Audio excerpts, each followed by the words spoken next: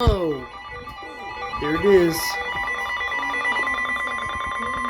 The National Weather Service in Birmingham has issued a severe thunderstorm warning for Tuscaloosa County, southeastern Pickens County, northeastern Greene County, northwestern Lake County, southwestern Jefferson County until 10:15 Oh, it's for p.m. my Central county. Daylight Time. Holy cow. At 9:33 p.m. Central Daylight Time, severe thunderstorms were located along a line extending from 6 miles northwest of Concord to near Deerly Creek campgrounds to Northport, moving southeast at 30 miles per hour.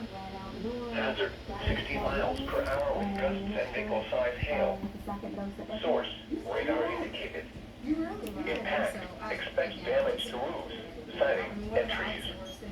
Locations impacted include Tuscaloosa, Bessemer, Northport, Hueytown, Gordo, Hull, Pleasant Grove, Lakeview, Brookwood, Coling, Sylvan Springs, Vance, Woodstock, West Blockton, Coker, North Johns, Bull City, McFarland Mall, Benevola, and Lake Orleans State Park.